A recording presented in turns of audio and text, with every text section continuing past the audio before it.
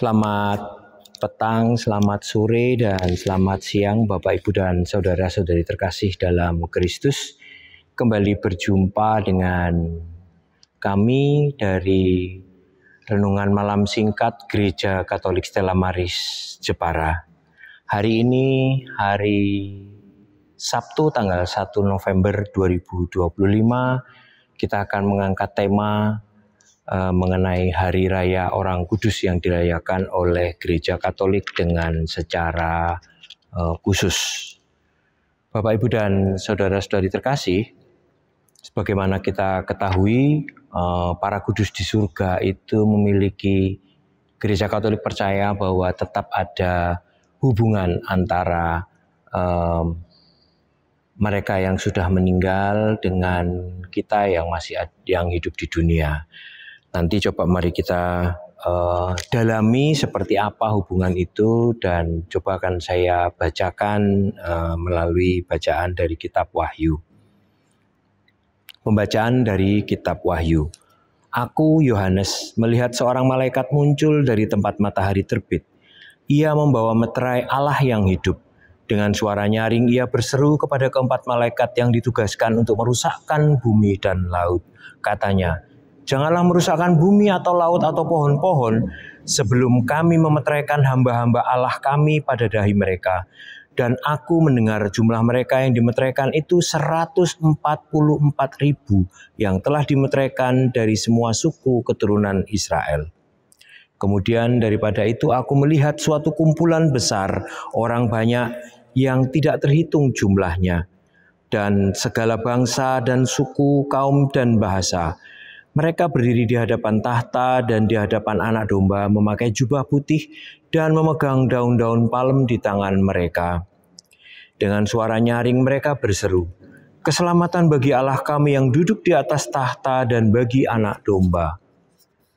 Dan semua malaikat berdiri mengelilingi tahta, tua-tua dan keempat makhluk yang ada di sekeliling tahta itu.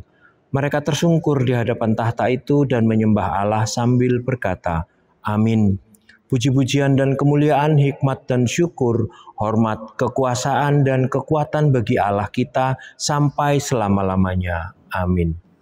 Seorang dari antara tua-tua itu berkata kepadaku, "Siapakah mereka yang memakai jubah putih itu, dan dari manakah mereka datang?" Maka kataku kepadanya, "Tuanku, Tuhan mengetahuinya."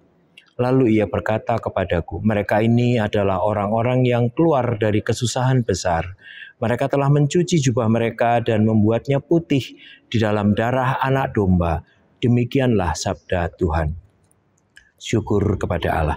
Bapak, Ibu, dan saudara-saudari terkasih, kalau kita perhatikan tadi dari bacaan pertama ini, mengisahkan tentang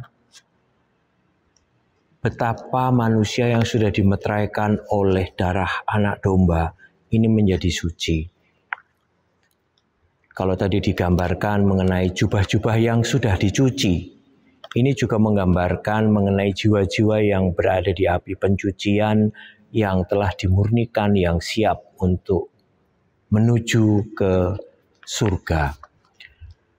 Maka menjadi istimewa bagi kita untuk memperingati hari arwah atau hari roh-roh orang yang suci ini, karena memang kita sebagai murid-murid Kristus, anak-anak Kristus, sudah dimeteraikan oleh darahnya yang kudus.